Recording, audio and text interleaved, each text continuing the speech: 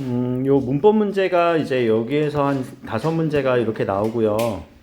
모의고사 보면 매체가 6문제가 나와요. 요 매체는 화작 기반으로 해서 이제 풀어내면 되는 건데 그거는 화작 문제 푸는 연습을 하면 되는데 여기 매체에 한 문제가 또 문법을 가장한 문제가 쏙 숨어요. 매체를 가장한 문법 문제가 쏙 들어가 있어요. 뭐 옳은 문장 찾기, 뭐 이렇게 틀린 문장 찾기 이런 식으로 좀 들어가 있어요. 그래서 결국은 문법은 한 6문제인데 전반적인 문법 지식이 있으면 이 6문제가요 금방 풀려요. 우리 독서에서 6문제 풀리는 거랑 문법에서 6문제 풀리는 거랑 시간이 다를걸? 그치. 그것 때문에 엄매가 무조건 유리하다라고 얘기하는 거야. 공부하는 사람들 입장에서는. 표준 변화 점수로 쳐도 같은 원점수를 받았지만 화법과 작문보다 엄매가 훨씬 더 등급이 높아요. 그거는 나중에 뭐 여러분들이 이거는 몰라도 되는데 그 표준 변환 점수, 표준 점수를 이렇게 변환을 할 때 그 난이도를 이렇게 적용을 하게 되어 있거든. 그 표본의 난이도. 그러니까 엄매를 선택하는 사람들이 근데 공부를 더 잘할 가능성이 높아. 왜냐면은 더 잘한다는 건 실제로도 열심히 한다라는 뭐 그런 정성평가 부분도 있겠지만 문제를 더 잘 풀어요. 엄매를 선택한 사람들이 문학에서, 독서에서. 왜? 문법에서 시간이 세이브가 되니까 최소 몇 문제는 더 맞춰? 한 문제는 더 맞춰요. 그래서 한 문제 차이가 나요. 실제로 화작과 엄매 사이에서는. 그래서 같은 점수인데 막 누구는 그 등급 최저 못 맞추고 같은 점수인데 누구는 최저 맞춰서 막 대학 가고 그 일희일비하는 경우가 되게 많아요. 그럼 일단 우리가 이 엄매에서 바라봐야 되는 거는요. 이 앞에 이 보기를 보면서 이거 무슨 단원인지 무슨 파트인지 바로 딱 떠올라야 돼요. 자, 35번 문제 우리 아직 공부 안 했네. 이거 무슨 파트일까? 그렇지, 의문에서. 그렇지, 의문에서 의문 체계 파트가 있고 의문의 변동 파트가 있지. 의문의 변동이에요. 의문 변동에서도 자음군 단수나 뭐 자음군 단수나 다 알아야 되겠네. 그치? 아직은 안 했으니까 넘어갑시다. 자, 36번에서 어라 서술어 자릿수 공부했네. 그 용언 그럼 바로 찾아볼까? 용언마다 다 체크. 1, 2, 3, 4, 5 용언 다 체크. 용언의 체크. 아니.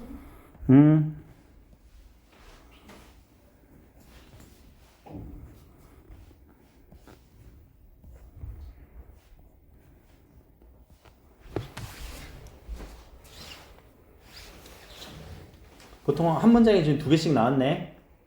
근데 서술어 자릿수가 한 자리니까 주어에 뭐야? 서술어. 이런 문장이 있는지 한번 용언에서 동그라미 쳐볼까? 화단도 아니다. 무엇이 화단이 아니다. 이거 2자리지. 또 진달래꽃이 피었다. 꽃이 피었다. 한 자리네. 대학생이 된 누나가 대학생이 되다지. 이것도 아니네. 주인공을 맡았다. 아니네. 학생이었던 삼촌은 학생이다. 맞네? 40살이 되다 아니다. 앞에 요거는 보어 자리니까 안 되지. 2자리지. 큰언니는 성숙했다. 성인이 아니었다. 큰언니는 성인이 아니었다. 나무로 되다. 뭐가? 책상이. 나는 그에게 주었다. 뭐를? 책상을. 아니네. 그러면은 자 압축이 됐네요. 몇 번? 1번, 3번, 4번. 헬로. 저기. 자, 그 다음에 관형절 속에 보어가 포함될 것. 선생님 이거는 뭔가요? 오늘 할 얘기예요. 요 부분은 문장의 짜임.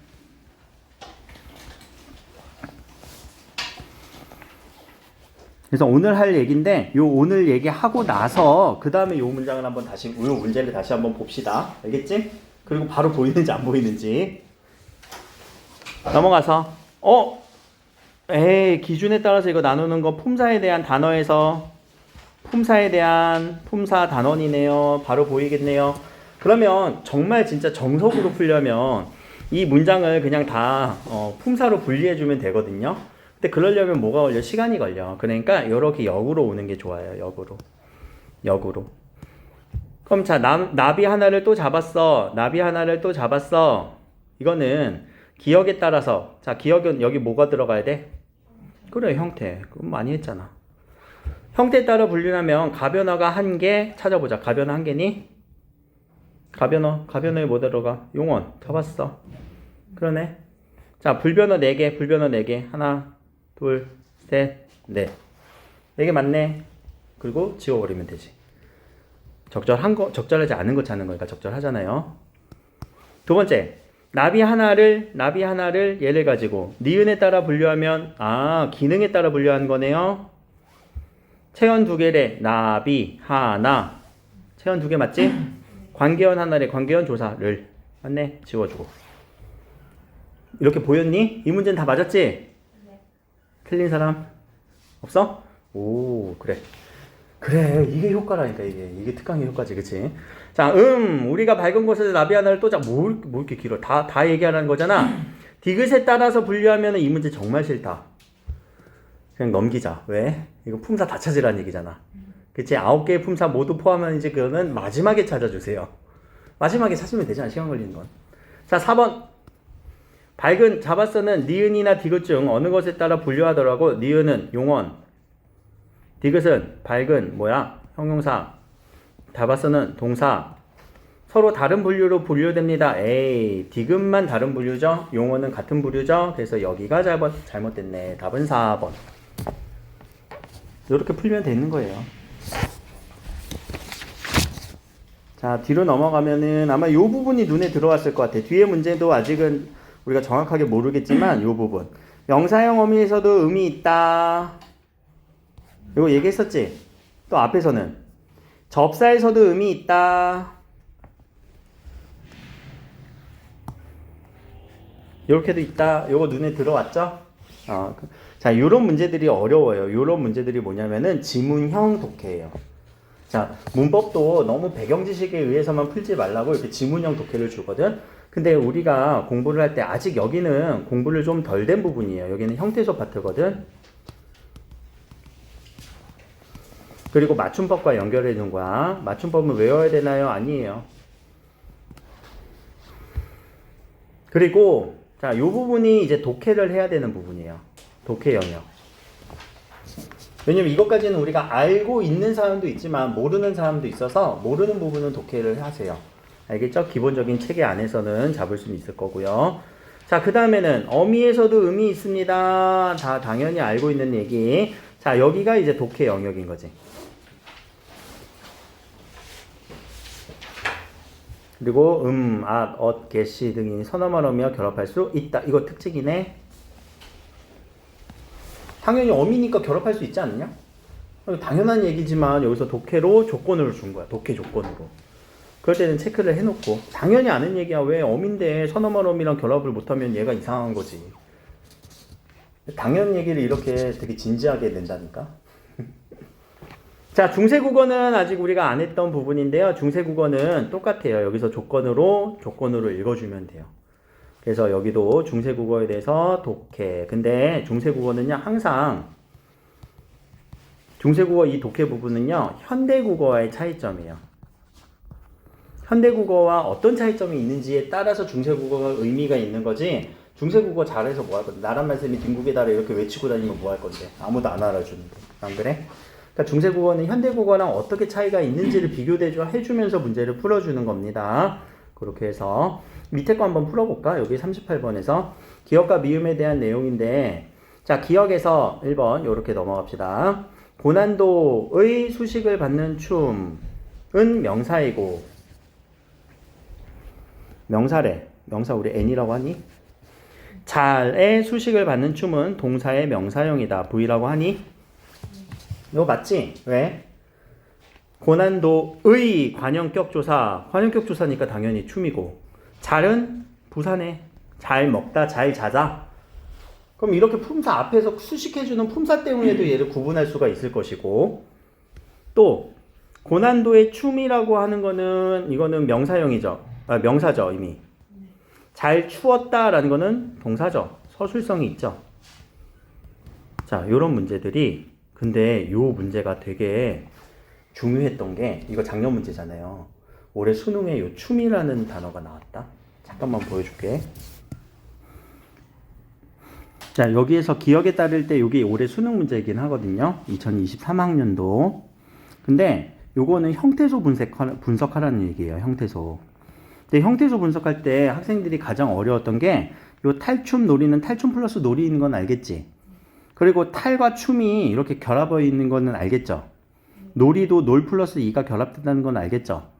근데 여기에서 춤을 또 분석을 해줬어야 돼. 왜? 기본형은 뭐니까? 춤을 추다. 거기에 이게 붙은 건데. 추 플러스 이 붙은 건데 춤. 이걸 분석 못 해갖고 막 답이 없다라고 막 이렇게 얘기를 했던 경우도 있어요. 그러니까 얼마나 형태소 분석을 잘하는지가 진짜 문법의 기본 실력이 되는 그런 상황입니다.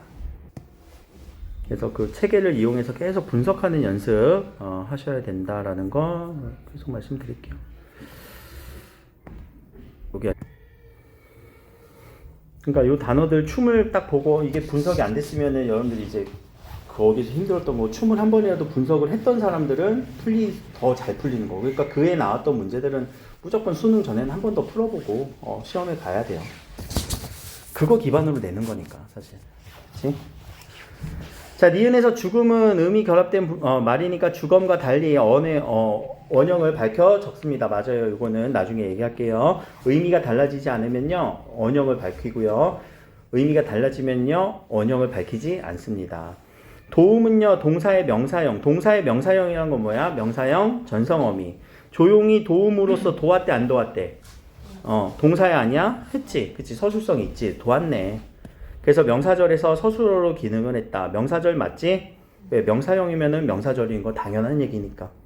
그래서 서술어로 도움으로써 조용히 도왔다. 서술어에서 서술어 자리에서 역할을 하고 있네요. 자, 알문. 요 알문. 많이 알문. 미음이 붙어서 아래 품사를 동사에서 명사로 바꿨다. 자, 품사를 동사에서 명사로 바꿨다라는 것 때문에 우리 이거는 접사여야 되거든요. 그러면요. 접사의 기능인지 한번 보자. 많이 알다 아니야 이거? 동사 느낌 아니야? 서술어네. 자, 동사는 서술어다 접사다. 에헤 틀렸네요. 답은 4번. 이런 식으로 가서 여러분들 눈에 보였으면은 어느 정도 지금 그래도 명사형 전성어미가 무엇인지 체크가 된 거지. 요 문제는 혹시 맞은 사람? 그래? 요 문제 좀 어려웠지? 접사 때문에 그래요. 독해 문제였기 때문에 그래요. 괜찮습니다. 자, 오늘 가서 그러면 아까 우리 한 문제 지금 눈에 아직 안 풀고 남겨놓은 게 있었어요. 잠깐만요. 노트로 갑시다. 우리 강의 노트, 필기 노트, 문장 성분까지 얘기를 했었고요. 오늘 얘기할 게 문장의 짜임입니다. 오늘 문장의 짜임만 딱 끝내고 수업 마무리할 거예요. 조금 일찍 끝낼 수도 있어. 문장의 짜임. 자, 문장의 짜임은 언제 배운 내용이냐면요. 중3 때 배운 내용이에요. 중3 때. 잠깐만. 자, 중3 때 여러분들 뭐 학교마다 좀 차이는 있겠지만 1학기 아니면 2학기 때 배우는 내용이고요. 자, 교재로는 20페이지에 있어요. 20페이지 같이 봐. 오늘은 좀. 이 문장의 짜임은 뭘 보는 거냐면 문장 구조를 보는 거예요. 문장 내 구조 파악. 근데 이 문장 내 구조 파악을 할 줄 알잖아? 여러분들은 어디에 영향을 미칠까? 다른 영역. 독서. 그래, 독해력. 독서 영역에서 드라마틱한 상승은 아니겠지만 문장이 되게 어려우면 내가 항상 독서 수업에서 뭐라고 해서 문장을 좀 정리하라고 얘기를 하잖아. 문장 정리가 요 구조 파악하는 거거든. 자, 그러면 이 문장 내 구조, 기본적인 구조는 주어와 서술어가 있어야 되겠죠? 그렇게 해서 자, 이 기본적인 구조, 주어와 서술어가 한 번씩만 나타나는 문장을 우리는 홑 문장이라고 얘기를 해요. 홑이라는 단어가 뭐니? 하나의 이런 뜻이겠지? 홑격, 우리가 보통 그렇게 얘기를 해요. 그럼 여기에 이제 혼문장으로 썼을 때에 어떤 특징들이 있는데 그 특징들은 이따가 줄 한 번만 치고 넘어가면 돼요. 뭐 호흡이 빠르다, 뭐 간결하다, 명쾌하다, 명량하다 뭐 이런 느낌이야. 20페이지에 나와 있어. 자, 그럼 혼문장이 아닌 친구들을 우리는 겹쳐진 문장, 겹문장이라고 얘기를 합니다. 그럼 얘는 주어 몇 개? 두 개. 5월, 서술어 두 개 이상. 그럼 주어 하나에 서술어 두 개는? 이거 돼? 5월이잖아. 그치? 이것도 가능해.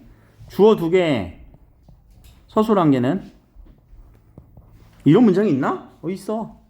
이것도 가능해. 5월이니까. 그치? 두 개 이상이야?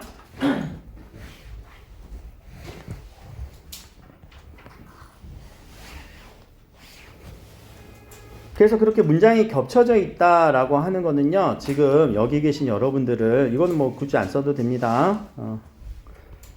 슬기가 왔다. 다민이가 왔다. 강준이가 왔다. 나머지 세 부분은 다음 예시해 드릴게. 자, 요 세 문장 더 해보자. 슬기가 왔고, 다민이가 왔고, 강준이가 왔다라고 하면은 하나의 문장으로 다 연결이 되죠. 그래, 그렇게 해서 세 명의 주어와 세 개의 동사 서술어가 나올 수 있다고요. 그러니까 그 구조를 파악하는 거야, 항상. 중요한 거는 서술어예요. 서술어가 우리 앞에서도 문장 성분할 때 되게 중요하다고 했잖아. 왜? 서술어 자릿수 때문에. 그 서술어 자릿수가 우리 문장에 아주 중요한 역할을 해요. 그래서. 자, 그러면 이 겹문장이 나눠지는 느낌이네. 뭐는 뭐 이렇게 길고 뭐는 이렇게 좀 작니? 뭐는 많고 뭐는 작네. 그치? 많은 거부터, 아니 작은 거부터 하자. 자, 이어진 문장은 몇 개밖에 없어요? 두 개밖에 없어요. 이어진 문장. 중3 때 한 거니까 그냥 좀 빨리 나가는 거예요, 여기는. 기억 안 나면은 바로 피드백을 좀 주세요. 자, 이어지지 않으면 문장과 문장 안에 아는 문장으로 들어가 있어요.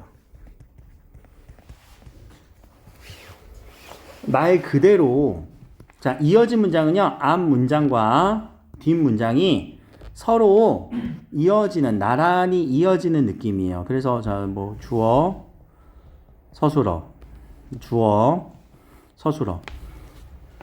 경우에 따라서는 뭐 여기 있는 서술어가 없어지거나 여기 있는 서술어가 주어가 생략돼도 괜찮겠지? 그치? 이어진 거니까.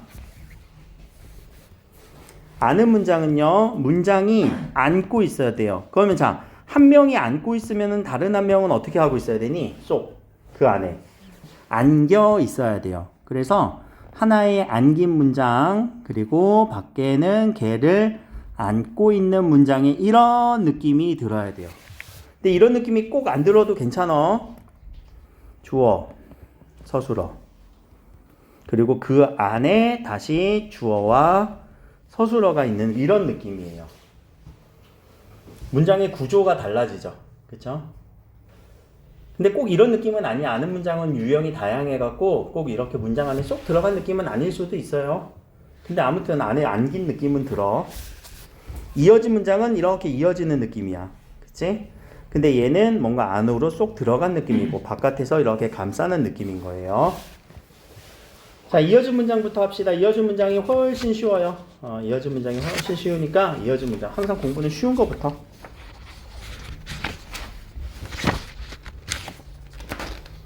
이어진 문장은 페이지가 24페이지.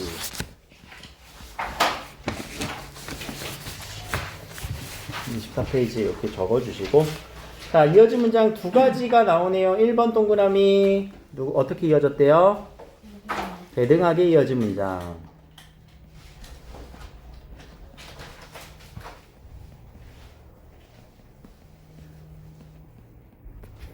2번 동그라미. 종속적으로 이어진 문장. 그럼 이 문장들 사이에서 어떤 관계가 성립이 되냐면은 대등하게 이어진 문장은 이 문장 두 개가 서로 어떤 느낌이라고? 대등하다. 비등비등한 거야. 비슷비슷한 느낌. 비슷한 위익의 서열을 갖는 거죠. 종속적이다라는 말은요. 종속이라는 단어가 뭐니? 어디에 따라가는 따르다라는 거잖아. 속은 속해 있다. 뭔가 얘한테 속해버리는 그런 느낌. 자, 그래서 구조가 좀 다른 느낌이에요. 대등하게 이어진 문장, 종속적으로 이어진 문장.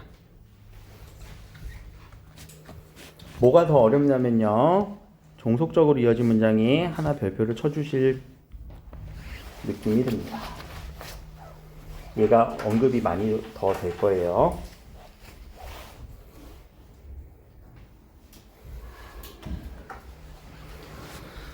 대등하게 이어진 문장은요. 열거할 때. 근데 열거를 우리는 나열이라고 얘기를 하죠. 자, 이럴 때는 우리 두 문장이 다 문장들마다 다 대등하게 이어져서 연결되는 거고요. 두 문장을 우리는 대조시킬 때 나는 공부하지만 동생은 공부 안 한다. 둘을 대조시킬 때도 서로 대등한 거예요. 자, 그리고 선택의 문제일 때 야, 공부하든지 말든지 선택해. 공부를 하다, 공부를 안 하다. 자, 그러다 보니까 이 두 문장은요, 서로 바꿔 쓰기가 가능해요. 위치를 바꿔도 괜찮아요. 나는 공부하지만 동생은 공부 안 한다. 동생은 공부를 안 하지만 나는 공부한다. 말 되죠? 나는 공부하고 동생은 밥 먹는다. 동생은 밥을 먹고 나는 공부한다. 바꿔쓰기가 다 됩니다. 그쵸? 자, 종속적인 거는 화살표가 이렇게 한 방향으로 되어 있기 때문에 자, 이미 답이 나왔네요. 바꿔쓰기가 돼요? 안 돼요? 안 돼요. 불가해요. 절대 안 돼요. 그럼요, 종속적으로 이어진 문장을 우리는 한 5가지, 물론 더 많이 정리하는 사람들도 있어요. 근데 여러분들 지금 배우는 요 고3 언어와 매체 정도에서는 한 5가지 정도로 원인, 앞문장이 원인이 돼요. 조건, 앞문장이 조건이 돼요. 의도, 배경, 양보 라고 하는 요런 문장이 앞문장의 문장일 수도 있다. 요 단어들을 우리 영어 전치사라던가 접속사 이런 걸로 좀 조금만 치환을 한번 해보시죠. 저는 항상 이거 치환해서 그냥 가르치는 게 좀 더 수월하고 바꾸거든요. 우리 원인을 나타내주는 영어식 표현은 뭐가 있니? because 썼면 돼. 쉬운 걸로 해줘. 날 고려해서. 조건은요? if. 의도는요? 뭐뭐 하려고 to. 배경은요? 뭐뭐 하는데 ing. 양보는 양보절, 양보구문. 비록 although 이분도. 그치? 얘네들 넣어보면 얘가 종속적인지 아닌지를 알 수 있어요. 쉬워요. 그래서 왜 별표를 쳤냐면은 많아서. 근데 헷갈리는 게 있어. 하나. 양보. 그리고 여러분들 이 별표를 친 이유는요, 독해할 때 얘네들 되게 중요해요. 종속적으로 이어진 문장은요, 독해할 때도 중요해요. 독서할 때. 독서할 때도 중요해. 대조가 중요하다라고 얘기를 하는데, 뭐 독서 이론 가르치는 선생님들 보면은 이양 대립을 통해서 야, 하나가 대조되면 여기도 다른 거, 나도 그렇게 얘기하지만 아니야. 근데 그 문맥을 따질 때는요, 종속적으로 이어진 문장이 훨씬 중요해요. 문맥 관계가 달라지면 완전히 얘는 말이 성립돼? 안 돼? 안 돼.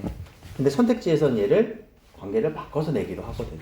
그래서 중요하다는 얘기인데, 자, 양보라는 얘기를 조금만 더 이어봅시다. 양보라는 거는 어떤 느낌이니? 양보. 우리가 아는 그 양보야. 그 양보.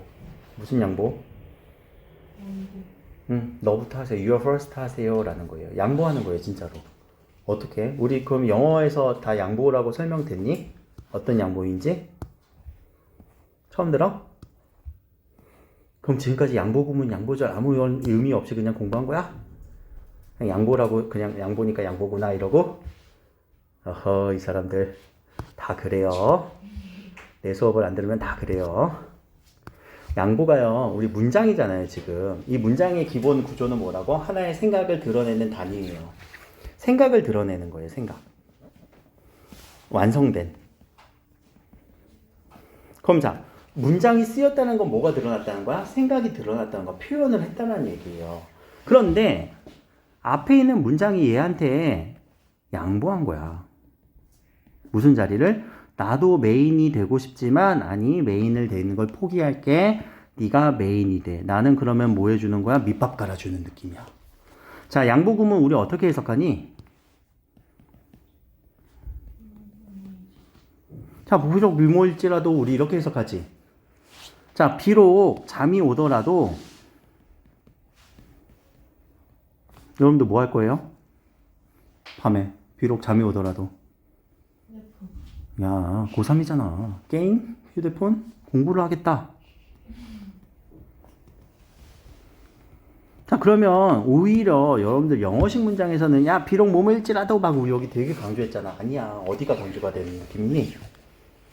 그래, 공부하겠다라는 이 부분이 메인이 되는 거예요. 양보라는 거는 그래서 이렇게 양보를 해준 거야. 나도 중요한 문장이 되고 싶어. 그러나 뒤 너를 위해서 내가 양보할게. 양보 이해됐어? 얘 바꿀 수 있니? 아니요. 비록 공부를 할지라도 잠이 오겠다. 이상하지? 안 돼요. 자, 조건도 한번 해볼까? 잠이 오면, 만약 잠이 오면 어떻게 할래? 만약 잠이 오면 세수를 하겠다. 공부하려고? 그러네. 자, 잠이 오니까 세수를 하는 거지. 바꿔볼까? 만약 세수를 하면 잠이 온다? 이상해지지? 안 되지? 안 돼. 바꾸는 거 안 된다라는 거. 의도라는 거는 뭐뭐 하려고. 요 의도 목적은 근데 품사에서 우리 한번 얘기했겠다. 의도 목적. 의도 목적 되는 애 안 되는 애. 의도 목적 되는 애 안 되는 애. 동사는 가능. 형용사는 불가능. 이거 얘기했었죠? 또 이렇게 문장이 이어지는 요 느낌에서 보니까 요 잠이 오면 뭐뭐일지라도 이런 애들은 뭘까? 문장과 문장을 연결해주는 용언에서 연결어미겠네. 그렇게도 보이니? 그런 구조로 보면은 다 분석을 하면서 보면은 정말 좋은 거고요. 아니면 딱 요 주제에 맞춰서만 봐도 문제는 없어요. 의도 목적 아까 여기 뭐뭐 하려고 뭐뭐 하려고? 그래, 밥을 먹으러 뭐 할 거니? 끝나고 집에 가다. 먹으러 집에 가는 거죠. 집에 가려 밥을 먹는다. 이상해지지? 안 되지? 그래서 먹으러 할 때도 연결어미가 될 겁니다. 의도 목적을 나타내주는 연결어미가 되겠죠. 자, 여기까지가 대등하게 이어진 문장, 종속적으로 이어진 문장이고요. 얘기가 끝났어요, 사실. 자, 그러나 우리가 요 대조 같은 경우가 하나가 헷갈려. 뭐뭐하지만이라는 요 부분만 조금만 더 처리할게요. 나는 공부하지만 동생은 밖에서 논다. 자, 이런 문장들은 공부하지만 동생은 밖에서 논다 대조인 거는 알고 있어요. 그리고 둘을 바꿨을 때 동생은 밖에서 놀지만 나는 공부한다 라고 하면은 의미가 조금 달라지는 느낌은 있어.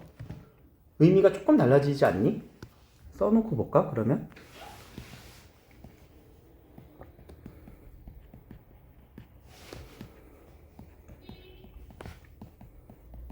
공부한다. 조금 달라지는 느낌 못 들었어? 왜냐면 뒷부분을 강조해 주기 때문에 그래요. 우리 문장에서는요. 내가 밖에서 노는 게, 동생이 밖에서 노는 게 더 중요한 얘기고 내가 공부하는 게 더 중요한 얘기야. 그래서 그런 의미의 차이는 있지만 얘네들을 바꿨을 때 문장이 돼요 안 돼요? 되죠. 그러면은 일단 대조의 느낌은 맞습니다. 그리고 이 대조가 다른 어미로 쓰였을 때 조금 헷갈려요.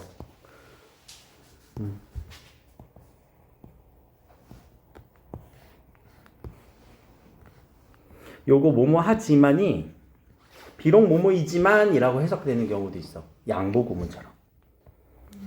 양보할 때도 우리 뭐뭐 하지만 이렇게 해석하지 않니? 그렇지. 양보 구문처럼.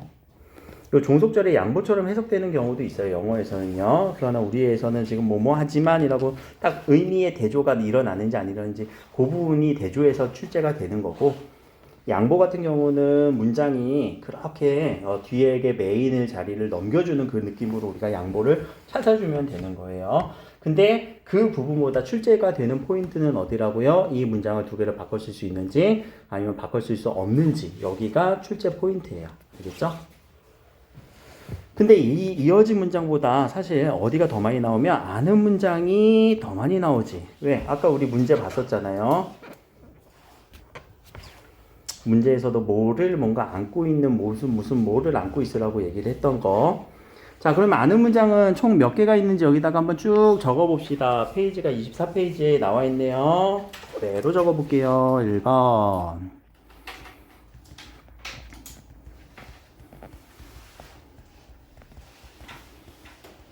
명사절을 아는 문장. 2번, 3번, 4번. 순서를 조금 바꿔야 되겠다. 부사절을 아는 문장. 저는 순서 조금만 바꿀게요. 관형사절을 아는 문장.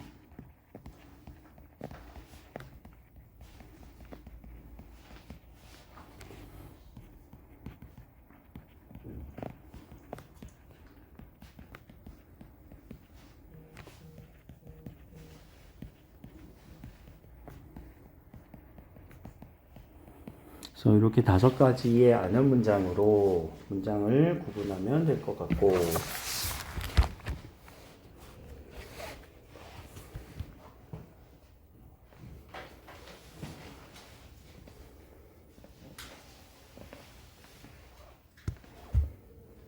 절이라는 단어부터 처리를 해야 되겠네.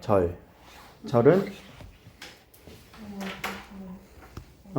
자, 문장의 요 주어 서술의 형식은 갖고 있으나 끝에가 종결 어미가 아니어야 돼요. 완성 형태가 아니라는 얘기예요. 완료된 상황이 아니라는 거예요. 그렇죠? 주어 서술어의 관계만 나오는 거예요. 그럼 주어 서술어의 관계가 다 나오네요. 절이니까. 그치? 아까 문제 잠깐만 볼까? 무슨 절 찾으라고 했었니? 문제에서.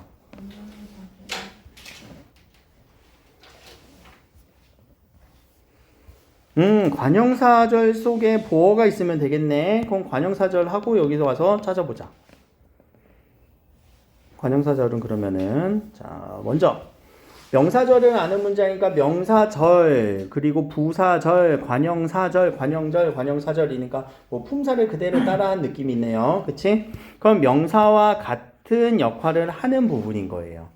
명사와 같은 역할을 하는 부분. 근데 뭐가 있다고? 서술어가 있어, 서술어. 얘들아, 서술어가 있는데 명사처럼 쓰일 수 있니? 서술어가 있는데 주어 서술어의 관계가 나타나는데 명사처럼 쓰인대. 말이 돼?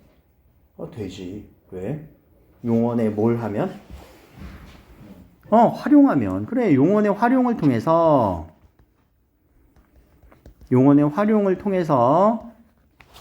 자, 또 기습적으로 그려보자. 용언의 구조. 아우, 지겨워. 빨리 그려. 용언의 구조 이번엔 옆으로 나갈 거야. 용언의 구조, 어간가, 어미, 선어말 어미, 어말 어미, 세 개, 종결 어미, 연결 어미, 전성 어미, 또 전성 어미가 세 개, 명사형 전성 어미, 관형사형, 부사형 전성어미, 관형사형 전성어미.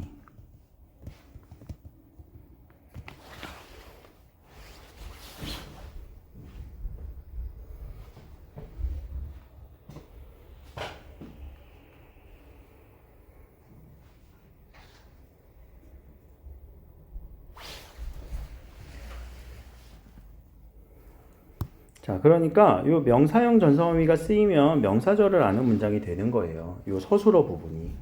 서술어 부분이 요 절 안에.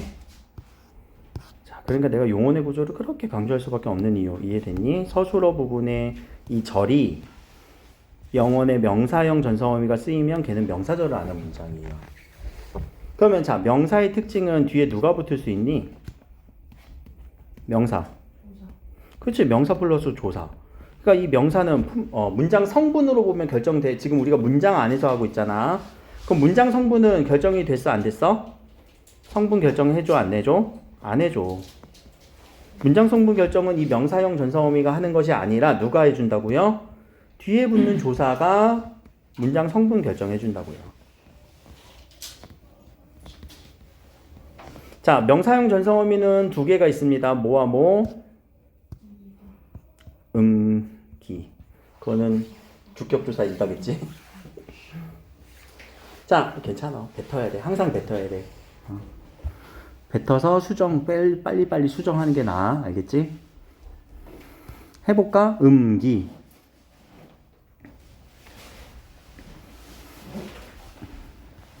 밥을 먹기가 싫다. 자, 밥을 먹기가 싫다에서 기본적인 하나의 문장, 밥을 먹다. 근데 밥을 먹다라고 하는 문장이, 야, 주어가 없다. 누가? 내가. 주어가 없는 문장도 많아요. 우리 국어 하다 보면. 그럼 자, 밥을 먹다의 다가 뭘로 활용됐어? 기로 활용됐지.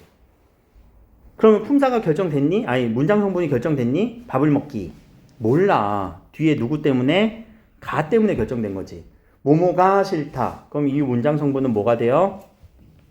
주어가 어떠하다, 서술어다. 이렇게 결정이 되는 거죠. 문장 성분은. 똑같은 문장인데 비슷하게 한번 써볼게. 근데 문장 성분이 달라지는 마법.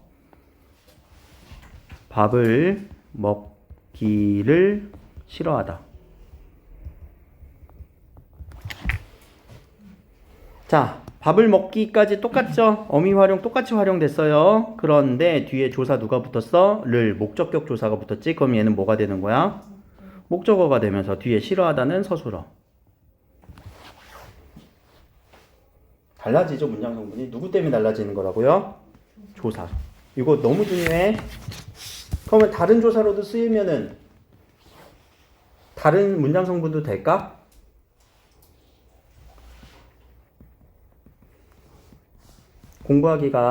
국어 공부하기가 밥을 먹기보다 좋다. 좋다로 해야지. 자, 요거 문장 성분.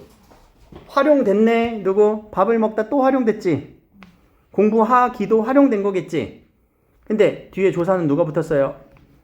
공부하기 가는 주격조사, 주어. 보다니까 비교 대상이지. 비교 대상 나오면 무슨 어야? 오케이, 부사어. 부사어로도 쓰이네. 좋다는 서술어. 자, 요렇게 보니까 명사절은 그 자체만으로는 중요하지 않고 뒤에 누가 중요하다고요? 조사가 결정해 주는구나.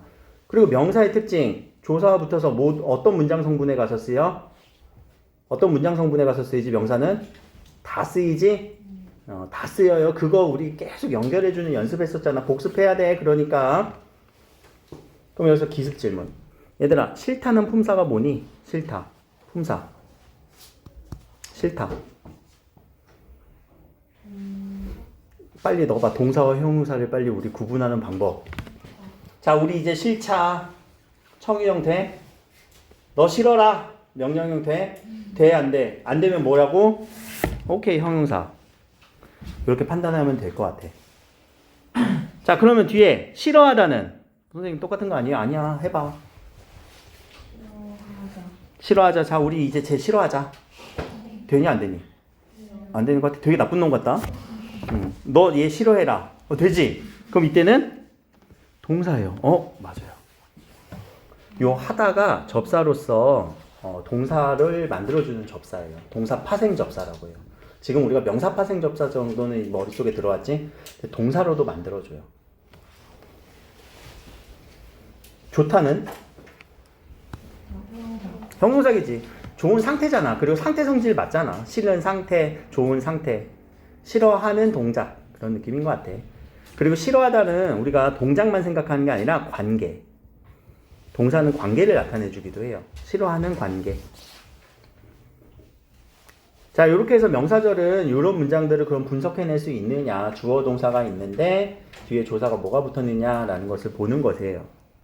자, 어렵진 않죠? 요 밑에 한 줄만 지울게요. 자, 그 다음에 이제 부사절을 아는 문장, 그건 무슨 어미가 쓰일까? 뭐 답이야 뻔하지 뭐. 부사형 전성어미가 쓰이겠지? 부사형 전성어미 저는 몇 가지로 논다고 했어요? 이게도록 3개. 그럼 부사절을 아는 문장이니까 무슨 문장 성분이 되겠니? 이 부분은 당연히 그냥 부사어가 되겠지? 뭐 명사절을 아는 문장은 몰라. 문장 성분 결정할 수 없어. 근데 얘는 그냥 부사어의 역할을 해요.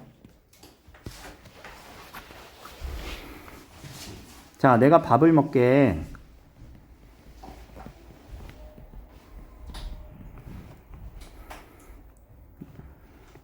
차려놔. 내가 밥을 먹게 차려놔. 엄마, 아빠랑 내가 밥을 먹게 좀 차려놔. 이렇게 꾸며주는 느낌이지? 밥을 먹다, 그리고 밥을 차리다. 엄마, 미안해요. 밥을 내가 먹게 차려놔.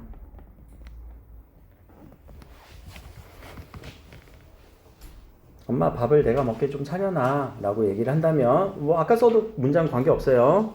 여기서는 밥을 먹다 라고 할 때 이 먹이 뒤에 개로 먹다에서 다가 개로 어미 활용되면서 꾸며주게 되죠. 개로만 되니? 도록은 안 돼? 엄마, 밥을 내가 먹도록 차려놔. 되지? 그렇게 어미 활용. 항상 용언 나오면 활용 생각해 줘야 돼요. 자, 이제 관형사절 갑시다. 관형사절은 몇 개 있었다고 했었니? 기억나니? 4개. 그래서 저는 2개, 3개, 4개로 외운대요. 2, 3, 4로 외운다고 했잖아. 그치? 자, 은, 는, 을, 던. 근데 관형사절이 너무나 중요해요. 관형사절은요. 자, 관형의 뜻은 뭐라고요? 그렇지, 체언수식. 그럼 얘도 역시 체언을 수식하면서 주어 서술어의 관계가 나타나는 그런 절이구나. 이 관형절 그래서 정리 잘 해줘야 돼. 독서에서도. 그럼 얘는 무슨 어로 가서 쓰여? 관형사처럼 쓰인 거니까 관형어네. 얘는 관형어예요. 무조건 관형어가 될 수밖에 없어요.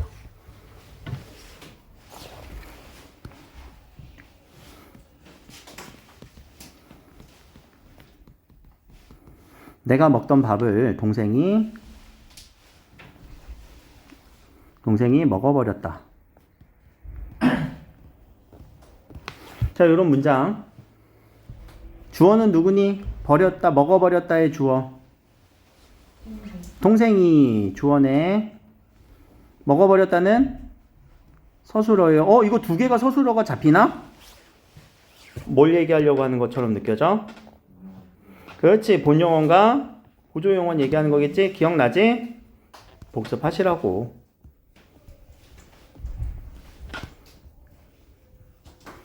본용어는 동생이 먹은 게 메인이지? 동생이 밥을 버리려고 이렇게 휙 트래시하는 게 아니지? 그럼 동생이 먹어버렸다. 궁금하다. 뭐가? 밥을 먹어버렸대. 이것만 해도 우리 문장이 완벽하죠? 그럼 이게 원래 겉에 있는 아는 문장이에요. 아는 문장. 그러면은 앞에 안긴 문장, 내가 먹던 이런 게 안긴 문장이죠. 근데 내가 먹다라고만 하면 안 될 것 같아. 왜? 내가 먹다. 뭘 먹어? 밥을 먹는 거죠.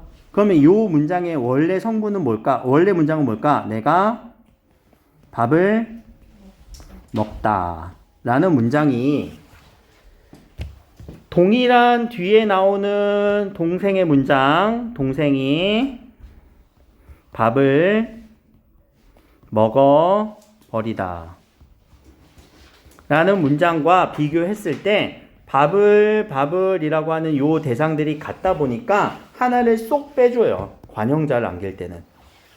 쏙 빼주면서 앞에서 꾸며주는 느낌으로, 밥을 꾸며주는 느낌으로, 체온을 꾸며주는 느낌으로, 체온을 수식해주는 느낌으로, 관형의 느낌으로.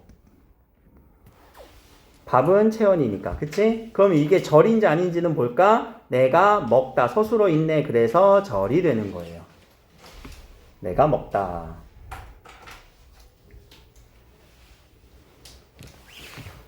그러면 이렇게 관형절이 쓰인 문장을 보면요, 의식적으로 여기는 정보가 몇 개 담긴 거야?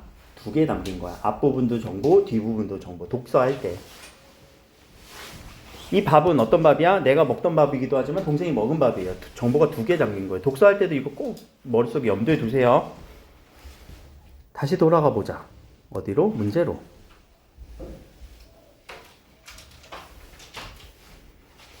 관형사절 속에 관형절, 관형사절 똑같이 얘기를 합니다. 플레임은 관형사절이겠네. 속에 보어가 포함되고. 그럼 관형절 찾아볼까? 아까 우리 1번, 3번, 4번만 우리가 지금 압축을 시켰지? 자, 관형절. 화단도 아닌 곳. 학생이었던 삼촌. 큰언니는 성숙했지만 성인이 아니었다. 이건 뭘까? 그렇지. 오케이. 이어진 문제 어떻게 알았어? 보이네. 자, 그럼 벌써 지금 1번과 3번으로 다시 압축이 됐지? 또 뒤에 조건이 하나 더 있었어요. 이게 조건이 1번, 2번처럼 보였지만 아니 하나 더 있었네. 뭐? 3번 보어가 포함될걸. 자, 보어라는 거는요. 보어 자리네. 뒤에 누가 와야 돼? 되다? 아니다. 있니? 없니? 아니다. 화단도 아니다. 화단이 아니다. 답은 몇 번? 1번. 자, 이렇게 찾아주면은 되겠죠. 이거 다 맞았니? 틀렸어? 안 배웠으니까. 안 배웠잖아, 관형사절 문제. 근데 이제 알겠지? 어떻게 하는지. 연습하면 돼요. 틀린 문제를 왜 틀렸는지 파악해 보시고.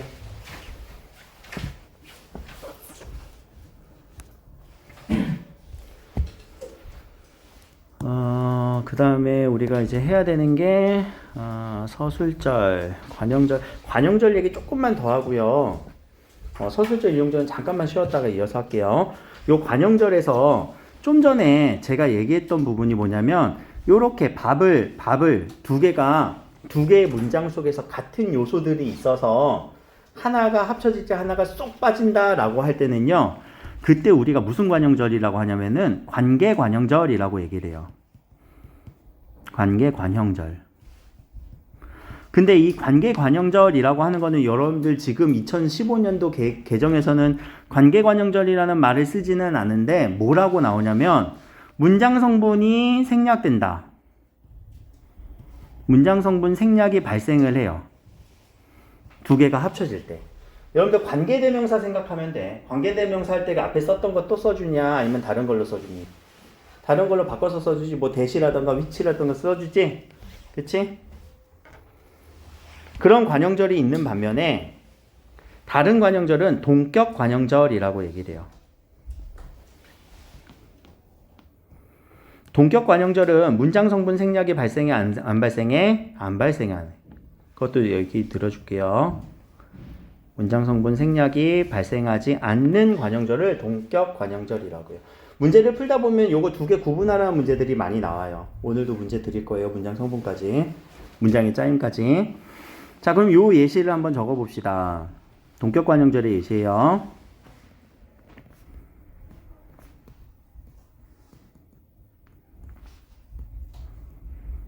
자, 나는 비가 오는 풍경이 좋아 라는 문장. 먼저 겉에 있는 문장, 밖에 있는 문장은 나는 풍경이 좋아. 풍경을 좋아한다 라고 해야 되겠네요. 풍경을 좋다라고 할게요. 좋아한다. 나는 비가 오는 풍경을 좋아해 라는 문장. 그리고 안에 있는 문장은 비가 오다. 풍경이 비가 오다니? 아니야, 그냥 비가 오다야. 그랬을 때 비가 오다라는 이 문장과 여기서의 풍경은 서로 동격이라고. 같은 자격이라고. 같은 의미라고. 막 뭐가 생략돼서 들어가는 게 아니라 그냥 비가 오다 나는 이런 풍경을 좋아한다. 그랬을 때 동격 관형절 생략이 되지는 않습니다. 그러면 여기는 관형절 맞죠? 풍경을 꾸며주는 거니까 나는 무엇을 좋아한다? 비가 온다. 라는 문장이 합쳐졌네요. 이럴 때 우리는 동격 관형절이라고 하고요. 이런 말을 요새는 안 써요. 근데 문장 생분이 생략되지 않는다. 이렇게 우리가 생각을 해주는 게 더 중요합니다. 근데 동격이란 말로 우리가 딱 개념 정리해 주는 게 더 좋을 수도 있겠지. 관계 관형절은 이미 한 번 나왔기 때문에 한 번 더 관계 대명사라던가 이런 걸로 바꿔주는 느낌이야. 똑같아요. 자, 여기까지가 우리 이제 관형절까지 했고요. 우리 5분만 저 출력할 시간만 잠깐만 갖고 서술절, 인용절 마무리할게요. 그렇게 오래 걸리진 않을 것 같아요. 자, 해봅시다. 인용절이라고 하면은 이거는 인용을 하는 부분, 인용이라는 단어가 뭘까? 다른 말을 끌어와서, 그치? 인자가 견인하다, 끌고 오다, 끌고 와서 끌 인자거든요. 용, 사용하는 거예요. 그럼 이거는 무슨 어일까? 인용어? 인용어라는 문장 성분 있니? 없어. 그러면 찍어보자. 7개 중에 어디로 들어갈까? 인용절은 독립어? 부사어? 누가 부사어라고 했어? 어떻게 알았어? 야, 공부하는 친구들은 뭐야? 야, 부사의 느낌 뭐라고 했어? 아무거나 다 때려 넣는 거. 애매하다 싶으면 다 어디로? 맞아. 애매하다 싶으면 다 부사어로 넣는 거야. 인용을 하는 거 없어. 그래서 부사어 처리하는 거예요. 그럼 이때는 어떤 단어가 쓰냐면은 인용격 조사 고, 라고, 혹은 이라고, 이런 문장의 표지들이 보여요. 이거는 우리 교재 가서 한번 이따가 한번 인용격은 이따가 가서 한번 볼게요. 문장 보면서 한번 정리할 거고 이제 서술절만 정리하고 교재로 넘어갑시다. 서술절은 문장 성분 뭐가 되는 걸까? 서술어의 자리에서. 자, 특히 얘만 뭘로 파악을 해야 되냐면 구조로 파악을 하는 게 도움이 많이 돼요. 그럼 지금까지는 뭘로 파악했는데요? 지금까지는 자, 기, 이게도록, 은는, 을던, 혹은 고라고, 이라고, 라고 하는 이런 말들은요, 다 우리가 표지라고 얘기를 해요. 표지, 담화표지, 뭐 이런 식으로 얘기를 해요. 표지라는 단어 처음 듣는 거 아니지? 이런 표지들이 보여요. 그러나 표지들이 안 보이는 단어들이 있어요. 누가? 서술절은 표지가 없습니다. 얘는 구조로 파악하는 거예요. 어떤 구조요? 이런 구조요. 코끼리가 코가 길다. 우리 일상생활에서 진짜 많이 쓴다 이거. 내가 키가 크다. 근데 그거 다 서술절로 봐요. 에? 자, 코가 길다 이거 뭐니? 가가 쓰였으니까 조사네. 조사 가가 쓰였고. 문장 성분 뭐인 것 같아? 주어인 것 같아? 코가는? 코가 길다만 보면 주어, 서술어. 이런 느낌인 거야. 주어, 서술어의 느낌. 그런데 얘가 구조가 어떤 느낌이냐면 자, 먼저 코가 길다가 먼저 만나서 코가 길다, 주어, 서술어 관계 맞지? 얘네들이 이제 가로를 치면 이 부분이 서술어인 거예요. 그래서 코끼리가 어떠하다. 코끼리가 어찌하다. 코끼리는 뭐다. 라고 설명을 해주는 이 부분을 보니까 코가 길다. 그러면 얘는 서술절의 주어고 얘는 서술절의 서술어가 되는 거고 얘네들이 합쳐져서 하나의 절로서 무슨 역할을 하는 거예요? 앞에 코끼리 가의 서술어의 역할을 하는 구조죠. 이런 구조가 되는 거예요. 다시 한번 토끼가 귀가 길다. 처음 만나는 구조는요. 귀가 길다라는 문장 얘가 주어와 서술어로 만났어요. 근데 얘가 누구의 또 서술어가 될 수 있어요? 토끼가의 서술어의 역할을 해주기도 해요. 토끼가 어떠하다. 토끼가 먹는다 이게 아니라 토끼가 어떠하다 안에 보니까 귀가 길다. 많이 쓰지 우리? 요런 구조예요. 그럼 아까 명사절 아는 문장 할 때 내가 밥을 우미가 싫다라고 했잖아요. 이거는 소술절 아는 문장 아니에요? 맞아요. 요 내가를 그래서 내가 안 썼어요.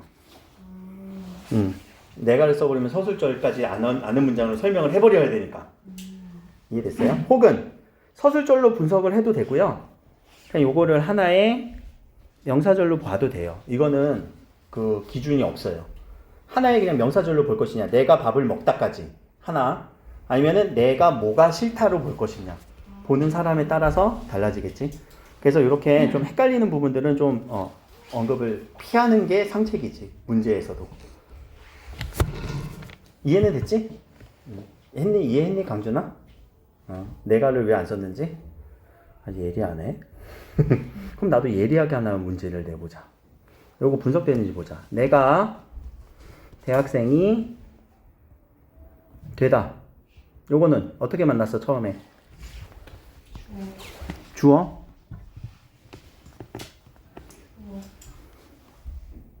또? 소스러? 이럴 줄 알았다. 이럴 줄 알았다. 대학생하고 오케이, 이거 보어지. 되다. 되다 아니다. 자, 이거 혹시 발견한 사람, 준영이 말고 발견한 사람? 발견했어? 그래, 이거 되다 아니다. 항상 아니다 되다. 이거 나오면은 뭐라고요? 이 앞자리는?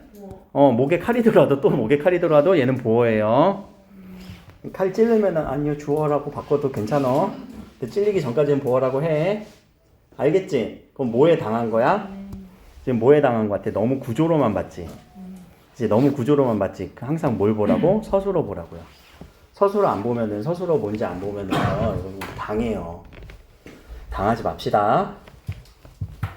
내가 당하게 해놓고선, 그치? 이렇게 하는 거는 누가 많이 당해봤으니까 아는 걸까? 비밀에 붙이겠어. 자, 교재로 갑시다. 20페이지.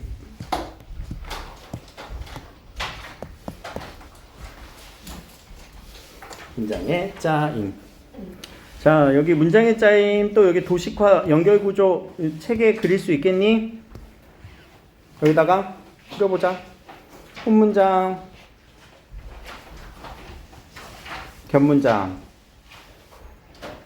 해서 여러분들이 쭉 그려보시면 됩니다. 알겠지? 복습하면서 그리세요. 복습하면서 여기 부분에다가 항상 여기다가 여기 빈 공간 놓는 이유는요, 개념 체계예요. 이 체계를 머릿속에 넣어놓으란 얘기예요. 알겠죠? 자, 혼문장의 특징 밑줄만 칠까? 호흡이 빠르고 간결해요. 생각을 간결하고. 근데 단점 있어요. 논리관계가 명확하지 않아요. 연결성이 떨어져요. 근데 이게 문장에서 어조로, 문학에서 어조랑 또 연결되지. 짧은 어조들. 그치? 그때 호흡이 빠르고 간결하고 뭐 함축적이고 뭐 이런 식으로 얘기하잖아. 자, 견문장은요 2번 이상 나타나고요. 자, 문장이가 길어요, 호흡이 길어요, 그리고 복잡해요, 그리고 밀접하게 관련되어 의미가 잘 드러나요. 그러나 여러 개면 복잡해져 의미 전달이 어려워질 수 있다. 여러 개면 글이 복잡해져 의미 전달이 어려워질 수 있다. 독서 나쁜 놈. 독서 영역에서 의도적으로 우리에게 의미관계를 여러 개로 합쳐서 주면서 그걸 풀어서 이해하라고 하는 독서 나쁜 놈.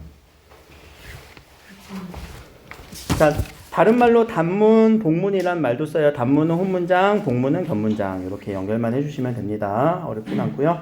자, 뒤로 넘어가시면 이런 구조다라는 거. 주어 서술어와 이어진 문장 이어지는 거고, 서술어 안에 주어 서술어의 관계가 하나 쏙 들어가는 느낌. 여기서 나오는 거, 얘네 둘은 서로 바꿔 쓸 수 있다. 그러나 얘네들은 서로 바꿔 쓸 수 없다.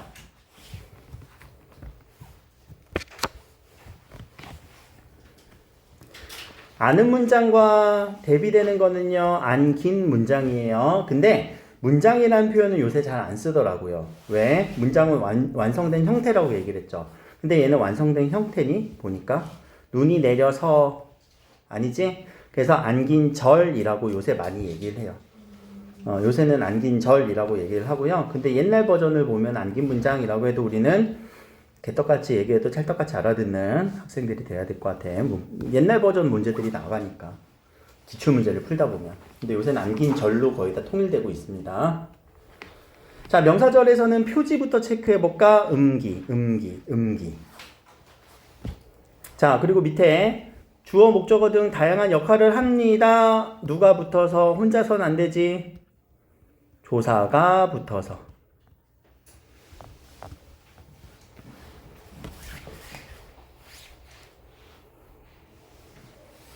그래서 밑에서 기를 찾아서 동그라미, 표지를 찾아서 동그라미, 그리고 뒤에 조사도 한번 보는 습관.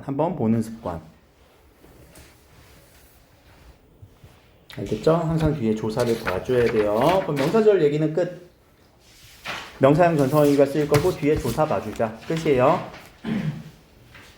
자, 여기서 이제 관형절, 관형사절인데 요 관형사절이 하는 역할이 있어요. 은는 을던. 근데 요 은는 을던은 나중에 뭐랑도 연결시킬 거냐면은 시제랑도 연결시킬 거예요. 아직 시제 얘기 안 했어요. 시제는 우리 높임 표현, 시제 표현이라고 하는 문법 요소 파트 할 때, 요 문법 요소 파트 아직 안 했거든요. 형태소 다음에서 할 거예요. 형태소 다음에 문법 요소 파트 할 때 다시 돌아와서 여기서 또 다시 한번 확인하는 거예요. 근데 우리 표지 뭐가 쓰인다고? 은는 을던. 그렇게 쓰이면 관형어의 역할을 하는 절이 됩니다. 자, 밑에 부사절. 이게 도록 쓰이면은 부사어의 역할을 합니다. 요것도 가능하다 보면 어떤 게 가능하냐면은 자, 요 소리도 없이라는 말을 들어왔다, 고양이가 들어왔다 앞으로 빼도 되니 안 되니 혹시? 돼요. 되지? 자, 그렇게도 가능해요. 그럼 그렇게 되면 무슨 문장이 될까? 소리도 없이 고양이가 들어왔다. 그렇게 되면 이어진 문장으로 바뀌어요. 누가? 부사절. 부사절을 아는 문장은요. 이 부사절 부분을 썩 앞으로 빼버리면 이어진 문장으로 바뀌는데 어떻게 이어진 문장일까? 종속적이야? 바꿔보면 되겠지? 고양이가 미안해. 아까 내가 아는 문장에서 이거 바꿔 쓸 수 없다고 했는데 이거 얘기가 아니었지. 바꿔 쓰는 거는. 이 얘기가 아니었지. 종속적인 연결할 때 바꿔 쓸 수 없다라는 얘기였지. 그치? 이거 내가 잘못 설명했네. 순간적으로. 바꿔보면 되겠네. 소리도 없이 고양이가 들어왔다. 고양이가 들어오고 소리가 없다. 안 되네. 이거 종속적이겠네. 그치? 종속적으로.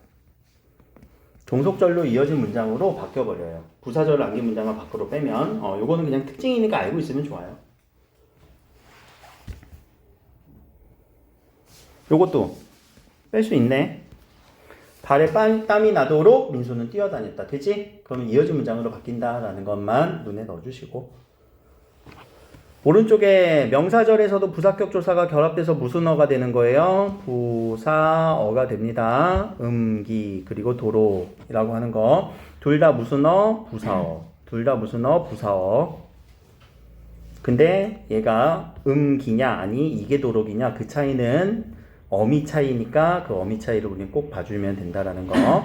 자, 서술절 주어 서술어 주어 서술어의 느낌. 그리고 얘는 서술절이 되고 이렇게 만나는 느낌입니다.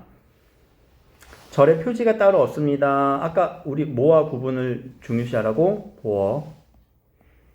보어와 구별을 꼭 잘해야 돼요. 당하신 분들, 기습적으로 당하신 분들은 꼭 보어, 이게 안 까먹겠지? 수능 볼 때까지는 안 까먹을 거야. 한번 당하고 나면. 한 번 당하고 두 번 당하고 뭐 세 번 당하다 보면 그런 것들이 다 기억이 나는데 너무 많이 당하잖아? 그럼 기억도 안 난다? 너무 많았어. 자, 인용절. 이제 여기서 인용절 얘기를 할 거고요. 인용절의 표지는 부사격 조사예요. 요 인용격 조사라고도 얘기하는데 부사격 조사에 들어가요. 다 그냥 부사어에 넣어주는 거야. 아이고. 요거는 지워줘야 되는데 이거 서술절 얘기인데 여기 왜 들어가는지 모르겠다. 미안해요.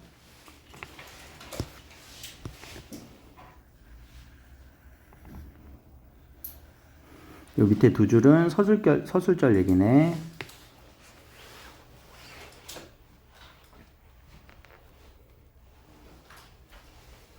지워주세요. 자, 직접 인용은요. 어떻게? 따옴표로 그 사람이 얘기한 거 직접 가져오는 거예요. 그리고 뒤에 뭐가 붙어요? 라고. 간접은요. 자, 누구의 말로 바뀐 거냐면 화자의 말로 바뀐 거예요. 화자의 상황으로 맞춰서 바뀐 거예요. 그때는 고. 인용격조사 고가 붙고요. 그리고 서술격조사 이다인 경우는요. 이라고라고 쓰입니다. 여기서 라고라고 쓰였다 이렇게 보면 안 돼요. 이라고까지 해야 돼요. 어른이다. 어른이라고. 그러면 자, 직접 인용에서 간접 인용으로 갈 때 우리는 바뀌는 부분을 한번 보자. 어디가 바뀌는지 한번 보자. 자, 분명히 여기서 인용 표지가 바뀌었죠. 그쵸? 이 표지가 바뀌었어요. 라고에서 고로 바뀌었어요. 그리고 어미가 바뀌어요. 어미가 바뀌어요. 어미의 변화가 일어납니다. 이것도 하나의 특징. 자, 그럼 어미의 변화만 일어나냐? 아닙니다. 밑에 보세요. 인용절은요. 높임법이 실현되지 않습니다. 시제도 바뀝니다. 인칭도 바뀝니다. 다 바뀌어요. 그래서 시제, 인칭, 높임 이것이 누구 기준으로? 화자 기준으로 바뀌어요. 인용절이 진짜 각 잡고 나오면 진짜 어려워요. 근데 그렇게 내진 않을 거예요. 이거는 너무 지식을 요구하는 거니까.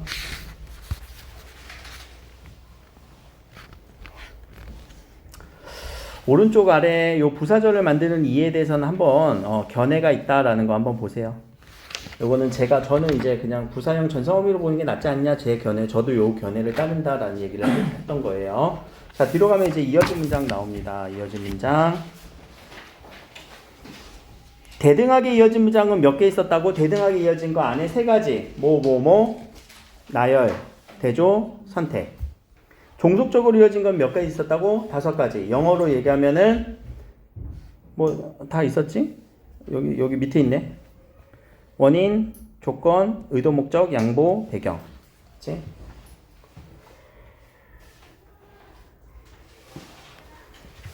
그러면 여기 밑에 뒤에 있는 요런 연결어미들을 외워야 되냐? 아니야, 그러진 않아요. 이거 연결어미 외울 필요는 없습니다. 그냥 그 안에서 의미를 파악하면 되는 거라서 여기까지 하면은 이제 내용은 끝. 자, 뒤에 가면 이제 심화된 내용이에요. 여기는 이제 심화 파트예요. 심화 파트에서 집에 가서 꼭 읽어보셔야 되는 거. 요건 이제 얘기했던 거고요. 그리고 요것도 얘기했던 거예요. 다 얘기했던 겁니다. 그리고 요것도 얘기했던 거예요. 어떻게 얘기했던 거냐면은 관계 관형절.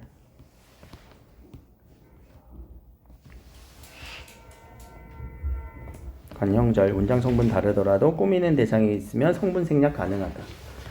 얘기했던 겁니다. 그리고 요 효과의 차이는 처음에 특징 설명할 때 밑줄 한번 치시면서 그냥 보고 넘어가라고 얘기를 했던 거고, 요거 연결된 대등하게 연결된 거랑 종속적으로 이어진 거랑은 서로 바꿔보면 된다 안 된다 요 얘기 했었지? 그 얘기예요. 첫 번째 부사절, 종속적으로 이어진 문장과 부사절을 아는 문장은 서로 문장을 빼내면, 부사절을 빼내면 종속적으로 이어진다라는 얘기도 했던 겁니다. 다 했던 얘기라서 한번 읽어보시면 되는 부분입니다.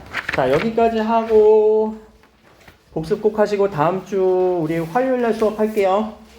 화요일날 수업할게. 강준아? 못 오면 연락해. 알았지? 자, 그래서 형태소수 부분부터 다음 주부터 시작을 하겠습니다. 형태소부터는 또 다른 개념이에요. 거의 다른 개념으로 접근할 거예요. 복습 꼭 하셔야 됩니다.